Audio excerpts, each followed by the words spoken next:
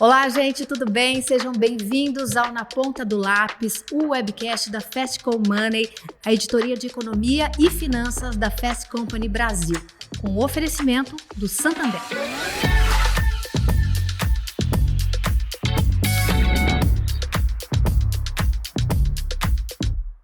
Aqui a gente promove diálogos com especialistas que são referência em suas áreas para falar de temas que movem a economia e que impactam diretamente o nosso cotidiano, como educação, saúde, inovação, sustentabilidade e novos modelos de desenvolvimento. Hoje, a gente vai conversar com um nome que tem unido impacto social, inovação e empreendedorismo, o Danilo Costa. Com apenas 27 anos, o Danilo introduziu o modelo de escolas low cost em tempo integral no Brasil, tornando acessível uma proposta de educação de qualidade a mais famílias. Em 2020, ele fundou o EducBank, o primeiro banco digital do mundo em educação básica, conectando capital e propósito para escolas privadas em todo o país. Em 2023, ele cofundou a Astra, a primeira companhia brasileira 100% dedicada a concessões educacionais e que é sócia do consórcio vencedor das PPPs do estado de São Paulo para a construção e gestão de escolas públicas. Atualmente é fundador e CEO da CLED, um banco digital americano que está replicando nos Estados Unidos o modelo do EducBank. Ao todo, Danilo levantou mais de 1 bilhão em seus projetos educacionais e se considera um apaixonado por educação e inovação. Danilo, seja muito bem-vindo aqui ao Na Ponta do Lápis. Obrigada pelo convite, Rita. Bom, Danilo, eu queria conversar sobre educação no Brasil com você, começar por esse tema geral, né?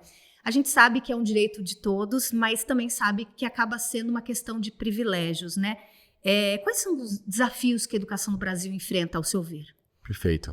Então, no Brasil, a gente conseguiu universalizar acesso, principalmente no ensino fundamental. Isso já é algo que, ainda bem, a gente conseguiu fazer ser para todos. Em alguns nichos da educação básica, como na pré-escola, creches e outros segmentos específicos, infelizmente, a universalização do acesso ainda também não é uma realidade. Porque ela acaba esbarrando em outras questões, né? Por falta de oferta. Não é um problema de demanda. Todo mundo gostaria de ter um bom serviço educacional na primeira infância dos seus filhos, mas infelizmente falta oferta, falta creche, falta vaga. E quando a gente pensa em ensino em tempo integral, isso também é um problema. A gente tem 50% da nossa meta enquanto nação atingida para a penetração de ensino em tempo integral, o que é um grande problema. Uma das causas por trás do Zé Liperti e eu, quando a gente lá em 2023 decidimos fundar a Astra, era para tentar universalizar o acesso em período integral na educação básica brasileira. Então, todas as escolas que a Astra constrói são 100% em tempo integral, com tudo que tem de melhor e mais atualizado do ponto de vista de infraestrutura para os nossos alunos. A gente acredita muito nisso. Uma outra questão é que, uma vez que a gente universalizou o acesso, agora vem o segundo desafio, que é universalizar a qualidade. Isso custa muito caro. Então, no Brasil existe qualidade, só que ela é acessível apenas para uma parcela muito pequena da população. Que consegue buscar a escola privada, né? Escola privada ou a pública de excelência. Então, quando a gente pega hoje, Rita, os dados da OCDE e a gente vê de fato mesmo, do ponto de vista técnico no PISA, aqueles nossos alunos que estão no padrão 5, no padrão 4, no topo do PISA, isso é 8% da população brasileira. É muito pouco. Então, acho que a gente pode fazer mais. Isso passa por uma universalização do período integral. Isso passa por uma revisão da maneira como a gente forma os nossos professores e da prática que a gente tem em sala de aula. E passa também por uma valorização social nossa, enquanto sociedade, enquanto comunidade, do status social e do sex appeal que o professor tem na nossa sociedade. Eu acho que esse é um trabalho muito importante que a gente tem que fazer de valorização do professor. Mas eu acho, assim, dando um passo atrás, que a gente está tendo uma revisão muito ampla de quais são os resultados de uma educação de qualidade e o que é uma educação de qualidade, o que ela se propõe. Está acontecendo nos Estados Unidos agora uma coisa muito interessante. O financiamento estudantil nos Estados Unidos, que é o que permite eles irem para uma universidade, ele está erodindo, ele tá se desidratando, ele está acabando. Muitos analistas acreditam que o ensino superior americano vai ser bastante abalado porque o financiamento estudantil lá está deixando de existir. Eu vou dar um passo atrás, porque eu acho que isso propõe para a gente um raio-x do que a gente está discutindo agora. Até os anos 60, nos Estados Unidos, era praticamente impossível você conseguir um financiamento estudantil para ir para uma universidade. Você precisava ser um prodígio, precisava dar muita sorte, era uma coisa muito extraordinária. E aí, em 1965, o Congresso americano criou o que eles chamaram de Higher Education Act, um projeto de lei para fomentar o ensino superior lá. O Estado americano decidiu que era muito importante os jovens e a sociedade americana fazerem universidade, muito por um medo, na época de Guerra Fria, etc., da Rússia assumir um protagonismo intelectual a nível mundial importante. Então, os Estados Unidos, que não tinham uma rede de escolas, de universidades públicas, diferente do Brasil, que a gente decidiu fazer uma rede própria de universidades públicas, os Estados Unidos decidiu, por meio do financiamento estudantil, permitir que os alunos pudessem ir para a universidade particular sem ter que pagar aquela mensalidade. Naquele momento. E aí os bancos que começaram a dar esses empréstimos começaram a falar, epa, mas isso aqui é muito arriscado. Esse aluno não tem garantia nenhuma que ele vai me pagar. Está começando a ter inadimplência. E o governo americano falou, tudo bem, eu vou ser um avalista. Então o governo federal americano passou a ser um avalista dos financiamentos estudantis. Isso fez com que a indústria de ensino superior nos Estados Unidos tivesse um florescimento inacreditável, crescendo numa velocidade exponencial, por várias razões. Primeiro porque o financiamento estudantil era quem pagava a conta, então estava todo mundo pagando a mensalidade com o dinheiro da viúva. Isso fez com que o valor das tuitions e o valor das mensalidades nos Estados Unidos, nas universidades particulares, explodisse. Fez também, obviamente, com que o número de universidades particulares lá crescesse substancialmente. E como pouca gente tinha diploma, todo mundo que estava indo para a universidade tinha um diferencial muito grande, porque você tinha um diploma, então, terra de cego, quem tem olho é rei. Você ter um diploma era um diferencial muito grande. O que aconteceu é que teve o que os analistas chamam lá de diploma dilution. Você teve uma diluição da importância do diploma, porque de repente todo mundo começou a ter universidade particular. E isso causou uma mercantilização do ensino superior, que nesse momento agora, onde a carteira de ensino estudantil virou financeiramente sustentável, porque está todo mundo começando a não pagar, o governo americano está em déficit, não quer mais ser um avalista disso tudo, está todo mundo tirando o pé, e o jovem agora, quando olha para a universidade, e ele vai ter que de fato mesmo pagar por aquilo e tomar dívida, e se ele não pagar ele vai ser negativado e etc., ele está começando a se repensar e falar, poxa, será que vale a pena mesmo eu ir para a universidade? E quando a gente olha para o que está acontecendo no mundo desenvolvido, algumas coisas interessantes já estão dando sinais para a gente de qual que é o modelo de educação, o que significa uma educação de qualidade, qual que é o tipo de educação e trabalho para o futuro que a gente deveria discutir aqui com a nossa juventude. Hoje, das 10 profissões mais bem pagas do mundo para um jovem recém-formado, 7 não dependem mais de ensino superior, Rita. Uhum. Então, está tendo uma relativização do valor do diploma, porque o mercado de trabalho, as novas tecnologias e a inteligência artificial está andando numa velocidade muito mais rápida que a nossa cátedra educacional consegue acompanhar. E isso está sendo acompanhado aqui no Brasil também? Está acontecendo com um delay, mas a gente está vendo os mesmos sintomas e os mesmos efeitos colaterais acontecer aqui. Uhum. No nosso caso, com a erosão do FIES e também, igualmente, com essa repaginação da agenda de educação e trabalho, o que o mercado de trabalho demanda na hora de valorizar ou não um futuro jovem. E quando isso acontece, essa educação mais básica, que vai até o ensino médio ou até uma educação técnica, se valoriza quando você perde essa importância, o ensino superior? Rita, perfeita pergunta. Eu dei toda essa volta para chegar nessa conclusão.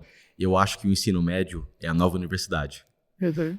E eu acho que o ensino médio, que sempre foi uma ponte aérea entre o ensino fundamental e o ensino superior, a partir do momento que o ensino superior perde o protagonismo, deixa de ser aquela plataforma de ascensão social e renda que sempre foi, na nossa geração, na minha e na sua, a gente ia para a universidade buscando ascensão social e renda. E muitas famílias era a primeira pessoa que ia para a universidade, inclusive, né? Meu pai nem minha mãe, nenhum dos dois fez universidade. Os meus pais também não. Então, poxa, a gente viu isso, na nossa geração viu isso muito acontecer. Hoje está cada vez mais raro.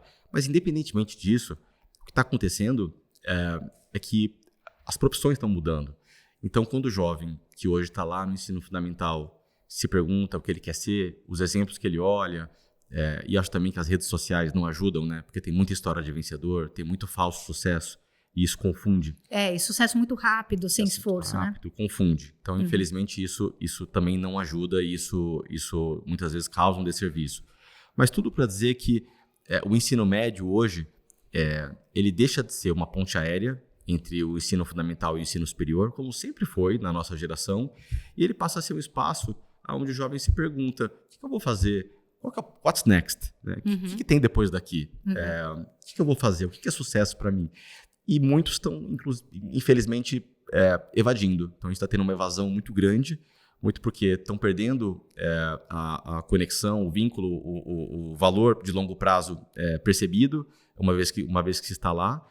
A gente está fazendo coisas interessantes para tentar contornar isso, como o pé de meia, como alguns incentivos. O pé de meia que incentiva o jovem a terminar o ensino médio, né? Porque tem esse gargalo realmente de evasão, né? Do jovem entrar no ensino médio e muitas vezes não sair formado, né? Perfeito, Rita. Então, o pé de meia parece ser um remédio adequado para esse problema. Acho que não resolve, mas ele estanca, ele nos dá tempo. Não é uma bazuca que vai resolver o problema, mas ele nos dá tempo. E aí, diante disso tudo, tem uma solução que eu acho que de curto e médio prazo é o melhor que a gente pode fazer, que é congregar esforços em torno do ensino profissionalizante e tecnológico, o EPT, que no Brasil ainda tem uma penetração muito baixa, está crescendo, a gente atingiu 14% nos últimos dados, mas é uma fração ainda do que você vê na média da OCDE, que é 40%, na Europa, na Alemanha, na Suíça, você tem 60%, a Croácia são 70% dos jovens que fazem ensino profissionalizante congregado ou não ao ensino médio. Então, eu acho que o ensino técnico e o ensino profissionalizante com qualidade, atual, moderno, integrado com o ensino médio, dando para o jovem a experiência, a oportunidade de poder fazer um ensino médio onde ele vê um sentido, além do conteúdo que ele está absorvendo, ele também tem a segurança institucional, que ele vai sair de lá empregado, valorizado, com status. Esse tipo de serviço, de produto, que infelizmente no Brasil ainda, Rita, é pouco difundido, eu acho que é onde a gente tem, no curto e médio prazo, uma melhor chance, enquanto nação, de entregar duas coisas, né? Tanto entregar qualidade, quanto também dar uma experiência para o estudante vantajosa de estar ali. Porque também não adianta nada a gente dar uma educação que a gente acredita que seja de qualidade, que a gente acha que deva ser daquela forma, mas para o estudante que está ali se matando para conseguir absorver tudo aquilo não se traduzir em resultados. Mas, Danilo, você acha que nessa esfera de você pensar no ensino profissionalizante, tanto para estimular quanto para oferecer oportunidades no mercado para esse jovem, o que a gente oferece de ensino profissionalizante hoje aqui está de acordo com o que o mercado está pedindo, essas novas profissões ligadas muitas vezes à tecnologia? Está desconectado, porque tem muitas profissões de pleno emprego hoje no Brasil, então, desde piloto de drone até analista de cibersegurança, analista de modelo de linguagem, cientista de dados. Tem muita coisa que tem pleno emprego no Brasil, que poderia ser uma mola importante de ascensão social, que poderia ativar intelectualmente, desenvolver o máximo potencial de uma parte importante da nossa juventude, mas infelizmente isso não está conectado com o ensino médio. Isso está disperso em escolas, em bootcamps, em cursos, e isso está pulverizado às margens do sistema educacional. Do ponto de vista, Rita, esse é um ponto bem importante que você trouxe. Do ponto de vista de experiência do aluno, do estudante, você poder se preparar para esses cursos profissionalizantes junto com o seu ensino médio, você tem muita sinergia. É muito mais fácil do ter que se formar no ensino médio depois e fazer isso depois, ou não poder fazer isso no mesmo lugar. Você tem uma sinergia muito grande de poder congregar tudo. Então, duas coisas. A primeira, eu acho que, infelizmente, o nosso ensino médio não está conseguindo ainda integrar essa demanda do mercado de trabalho, por exemplo, para esses nichos de pleno emprego que a gente citou aqui, de uma maneira bem estruturada, conectada com o currículo, com as matrizes curriculares, conversando com os professores, tendo a visão ampla de como é que essas coisas se conversam. E a outra coisa é que, infelizmente, a gente no Brasil criou uma hipocrisia e uma distinção social horrível por meio de quem vai para a universidade e quem não vai, como se fosse isso que traduzisse a nossa posição social. Então, eu acho que isso não é certo nem bonito e isso não ajuda o país enquanto nação. Então, quando você vê países como a Alemanha, como a Suíça, diversos países da OCDE, onde os jovens de classe A fazem ensino técnico. Por opção. Por opção, às vezes não só por opção, por vocação, por qualificação e, em muitos casos, por opção também. Mas o status social de você fazer ensino técnico nesses países desenvolvidos é um pouco diferente do que você tem no Brasil. Nesses países, os alunos de classe A também vão para o ensino técnico. Isso passa uma mensagem muito forte. No Brasil, a gente tem essa distinção de que classe A tem que ir para a universidade e classe média tem que fazer ensino técnico, o que não faz nenhum sentido. Então, eu acho que passa... Por uma mudança cultural também, né? Sim, Rita, eu acredito que passa por uma mudança cultural, passa por um reposicionamento da percepção que a gente tem enquanto sociedade sobre o ensino técnico. Eu não gosto nem desse nome, eu odeio o nome ensino técnico. Você acha que ele já carrega uma coisa negativa? Já carrega um preconceito social muito grande. Uhum. Até mesmo quando você entra no GPT, ou mesmo no Google, escreve ensino técnico e clica em imagens, as imagens que os próprios algoritmos geram capturam um pouco, né, o top of mind do imaginário popular. Não ajuda. Então, eu acho que a gente tem que repaginar o ensino técnico de um novo prisma. Eu gosto da palavra EPT, por exemplo, profissionalizante tecnológico. Eu acho ela muito mais atual, muito mais moderna, muito mais condizente com o que realmente é. E eu acho que essa proposta de um ensino médio casado com o EPT, Rita, ele tem que ser moderno, ele tem que ser sexy, ele tem que ser orientado para profissões do futuro, ele tem que dar para o jovem a capacidade dele destravar o seu máximo potencial. Uhum. E eu acho que essa me parece, no curto e médio prazo, uma boa hipótese para a gente conseguir aumentar a barra do que é a qualidade educacional no Brasil. Danilo, eu queria falar agora do case. Eu queria que você explicasse para a nossa audiência o que o EducBank faz. Qual que é o core business? Perfeito, Rita.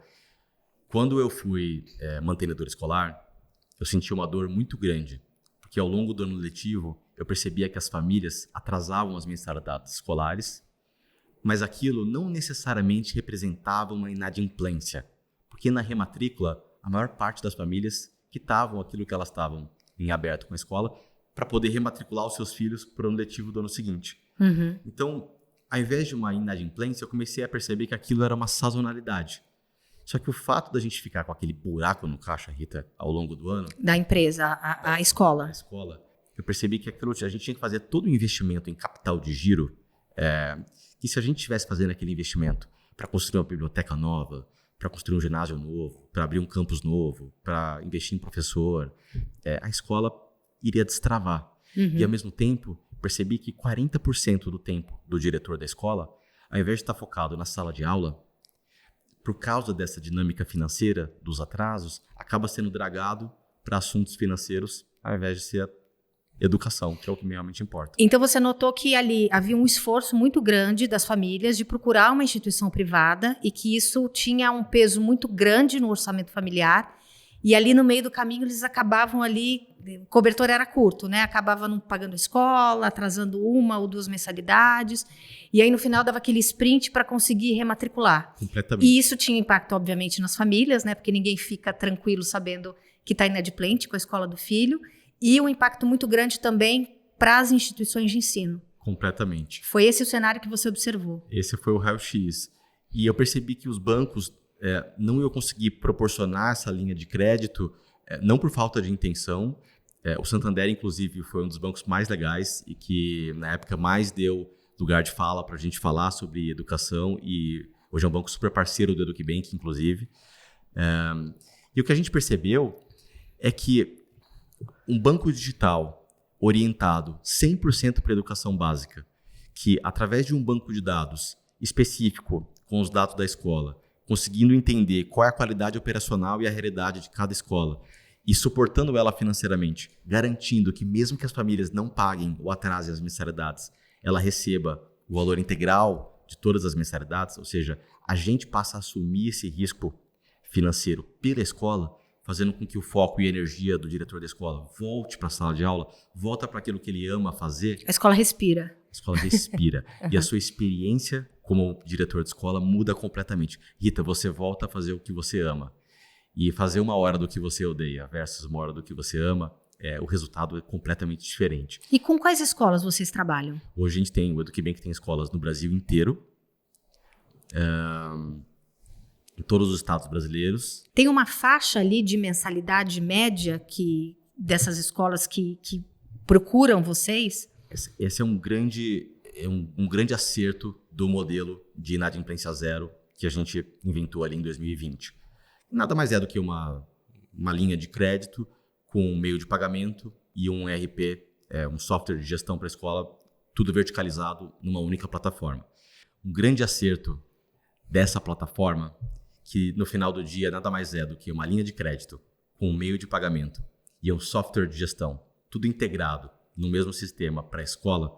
Um grande acerto da criação desse conceito em 2020 foi a gente ter feito o modelo agnóstico, ou seja, ele é cego. Então, qualquer que seja a realidade da escola, seja uma escola classe A no Jardim Europa ou uma escola da periferia do Rio de Janeiro, a gente não deixa nenhuma escola para trás.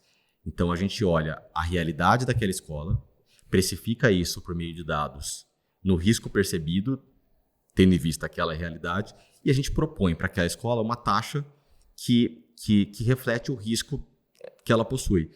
Toda e qualquer escola pode ser apoiada. A partir do momento que a gente fez isso, a gente possibilitou que toda e qualquer escola no Brasil pudesse acessar capital e pudesse passar a ser apoiada financeiramente. Hoje a gente tem escolas que cobram R$300 por mês de mensalidade e tem escolas que cobram 5 mil. Então, acho que esse é E nos Estados Unidos, agora com a CLED, que está replicando nos Estados Unidos o mesmo modelo, o que a gente está percebendo é exatamente a mesma coisa. A gente, na CLED, fechou essa semana uma escola muito interessante no estado da Flórida, passou a ser apoiada pela gente, que as famílias pagam $200 por mês para estudar. São famílias de classe D. Então, assim, um orgulho muito enorme de poder também estar apoiando a base da pirâmide.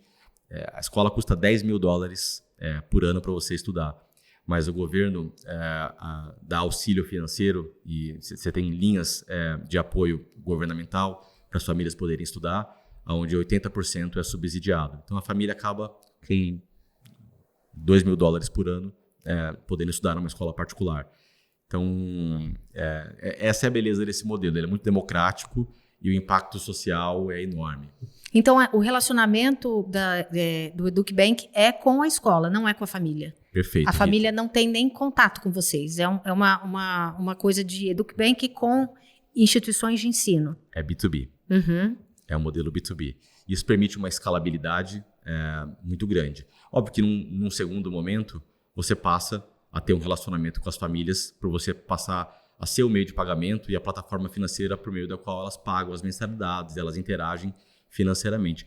A mensalidade escolar chega a representar quase 20% do orçamento familiar inteiro. Então, você ser aquela plataforma financeira onde pelo menos 20% todo orçamento familiar todo mês é transacionado, você passa a ter uma intimidade muito grande com as famílias. Então, obviamente, isso acaba, em algum momento, virando um grande ecossistema. Mas o core do business, a gênese dele, ela é B2B e ela é uma plataforma de apoio à escola. E, além desse apoio financeiro, vocês também ajudam na gestão da escola? Como é que isso funciona? Super. A gente dá software de gestão, a gente dá ERP, A gente proporciona LMS para a escola por meio de RPs parceiros. A gente ajuda na contabilidade, no marketing. Porque no final do dia, quanto melhor administrada é a escola, menor é o risco de quem está apoiando financeiramente ela corre de não receber o capital que você está injetando lá de volta. Então, o sucesso da escola é o nosso sucesso. Uhum. Agora, você deixou muito claro como isso desafoga ali o papel desse diretor da escola, que muitas vezes ficava ali preocupado com dinheiro, né, com gestão, com o dia a dia, em vez de estar preocupado com a educação, né? Agora, quando você olha no macro, qual que é o impacto que você acredita que vocês vão ter pensando em educação brasileira? São alguns, Rita. Primeiro, a partir do momento que a escola tem a segurança institucional, que ela vai receber o valor das mensalidades, mesmo que as famílias não paguem, ela tem um incentivo muito grande a dar uma oportunidade para um universo maior de pessoas poder estudar. Porque sem o modelo da inadimplência zero, que é o produto que a gente inventou, toda vez que uma família não paga, a escola não recebe uma moeda. Então, é um risco muito grande. Uma família que tem um rating menor, uma família que você acha que não vai ter condição, você fica com medo de dar o benefício da dúvida para ela. Você muitas vezes não aceita nem a matrícula, né? Pensando, obviamente, no teu negócio, não naquele aluno. Nos Estados Unidos, onde você tem o credit score absolutamente difundido, todo mundo sabe o credit score, o rating de todo mundo lá. Então, quando uma família, por exemplo, de baixa renda, bate na porta de uma escola particular e fala, deixa eu estudar aqui, lá as tuitions, as mensalidades são anuais. Então, eles pagam a escola muito anualmente. Mas se você deixa a família pagar mensalmente, fica possível, fica amigável o fluxo de caixa do pagamento e torna possível até mesmo uma família de classe média poder estudar. Só que quando essa família tem um rating, um score ruim, a escola exige que ela apresente um avalista, ela exige que ela contrate um seguro. Vira uma negociação bancária de crédito, né? É menos educação e mais uma relação financeira, né? Provar que você é inocente. E muitas vezes isso é impossível. O custo de você provar que você não vai inadimplir quando você é uma pessoa da base da pirâmide é altíssimo. E você às vezes nem sabe se você não vai inadimplir, porque você não sabe como é que vai ser o teu ano, né? Exatamente. Então, um lado lindo de toda essa história, que tem uma externalidade muito positiva para a nossa sociedade, é o fato de permitir deixar a escola voltar a acreditar e voltar a dar o benefício da dúvida para as pessoas. Você acha que as escolas conseguem, então, até olhar para outras famílias com outros olhos? Vamos trazer porque a gente consegue dar conta de mais esse aluno, por exemplo? Com certeza, Rita. A gente até lançou nos Estados Unidos uma campanha chamada Let Them In. Deixa eles entrarem. E a gente começou a falar para os diretores de escola, Let Them In. Dê oportunidade para famílias de classe média também poderem acessar uma escola particular. Porque se elas não pagarem, nós pagamos. Isso foi muito forte. Mas isso é uma loucura, porque a inadimplência vai ser altíssima, essas famílias não vão pagar. A gente aprendeu uma coisa operando esse modelo já há 5 anos, muito interessante, Rita. A educação básica, diferente do ensino superior, na educação básica, o cliente é um sindicato de pessoas. Então, se o pai está desempregado, a mãe ajuda. Se o pai e a mãe estão sem dinheiro, o avô ajuda. O avô ajuda, o avô materno ajuda. O avô tem uma rede ajuda. Ali de apoio para essa família continuar estudando, para essa criança, né? O irmão mais velho ajuda, o padrinho ajuda. Em alguns lugares, às vezes até o vizinho chega a ajudar. Então, se a escola tem uma relação custo-benefício ótima, se ela cobra um preço da mensalidade justo, vis-a-vis o que ela entrega, por alguma razão, por alguma conspiração do universo, esse dinheiro vai voltar. Essa pessoa vai dar um jeito de conseguir rematricular os filhos para o ano letivo do ano seguinte. Só que isso precisa ser de verdade. Então, se é uma escola fancy, se é uma escola da moda, se é uma escola caríssima, que não entrega a qualidade, que as pessoas estão lá só porque é cool, porque é legal, porque o filho do ciclano também tá. Se é uma escola que, de fato, não entrega qualidade, se as pessoas realmente não acreditam que os resultados acadêmicos, que o quanto meu filho ou filha está saindo de lá melhor do que entrou é de verdade, ajustado pelo preço que ela cobra, se isso não for para valer, as pessoas não vão se sacrificar, não vão queimar os cartuchos dela, não vão se mobilizar socialmente por meio desse efeito da sindicalização comunitária, que é muito forte, em torno daquela escola. Então, as pessoas têm que ver o valor, né? Tem que ser de verdade. Uhum. Então, o principal critério, no final do dia, da mesma forma como um banco analisa as garantias suas e o seu rating, o seu score financeiro na hora de te conceder um crédito ou não, a gente, nesse modelo, quando vai decidir apoiar ou não uma escola, no final, o principal critério é a probabilidade dos pais quererem rematricular os filhos para o ano letivo do ano seguinte naquela instituição. Essa é a grande pergunta. E ao longo do tempo a gente foi financeiramente entendendo quais são os dados e parâmetros que indicam e que permitem a gente metrificar essa probabilidade, Rita. Danilo, eu queria que você explicasse para a gente como é que funcionam essas parcerias público-privadas aqui no estado de São Paulo. Perfeito, Rita. Em 2023, eu tinha acabado de assumir a presidência do conselho do Educbank, estava deixando de ser CEO, estava com um pouco mais de tempo. Eu e o Zé Alipert, fundador da Escola Mais, também tinha acabado de sair da Escola Mais, a gente foi tomar um café e a gente começou a refletir sobre a nossa experiência enquanto mantenedor escolar e a gente chegou à conclusão de que construir escola no Brasil, do ponto de vista arquitetônico, urbanístico, foi uma dor muito grande. Porque a gente não encontrou nenhuma construtora 100% focada especificamente em educação básica, construtoras ótimas que fazem muitos setores e muitas coisas, mas ninguém, do ponto de vista urbanístico e arquitetônico, Porque tem toda ali uma estrutura diferente para a educação básica, né? Que tem uma dedicação exclusiva à educação básica. Se a janela fica na esquerda ou na direita da sala, do ponto de vista de incidência de luz do sol, isso pode impactar em até 10% a aprendizagem de um aluno ao longo de um ciclo inteiro de educação básica. Isso é muito relevante. Uhum. Então, tem dados e evidências importantes do ponto de vista arquitetônico e urbanístico. E a gente chegou à conclusão que a gente precisava de uma proposta de arquitetura e urbanismo diferentes para a educação no Brasil. Então, a gente criou a Astra para ser a primeira companhia brasileira 100% dedicada a construir e gerir escolas com esse olhar e com essa causa. E disso nasceu o sonho da Astra. Eu sou só uma peça, eu sou só um cofundador. O CEO da companhia é o Zé Alipert. E esse sonho ganhou corpo, a companhia levantou capital institucional e, de uma maneira muito vitoriosa, muito surpreendente, o consórcio que a gente formou para apresentar uma proposta no leilão do Tarcísio para concessão dos lotes de escola pública aqui do estado de São Paulo. 2 lotes por 25 anos de concessão. A gente ganhou um dos lotes e a Astra hoje então é sócia desse consórcio que vai construir e gerir 16 escolas para o estado de São Paulo ao longo dos próximos 25 anos. Capital e interior. Capital e interior. E isso está fazendo também com que os governadores do interior do Brasil, pelo fato de São Paulo ter levantado essa barra e ter criado esse protagonismo, isso fez com que intelectualmente os governadores do Brasil como um todo se interessassem muito por esse instituto da PPP, pelo modelo jurídico, pela capacidade de atração de capital, atração de talentos que você traz para a Secretaria de Educação. Então, isso está sendo um novo tema bastante difundido. E, Rita, eu acho que nos próximos 10 anos a gente vai ouvir falar bastante sobre isso. Uhum.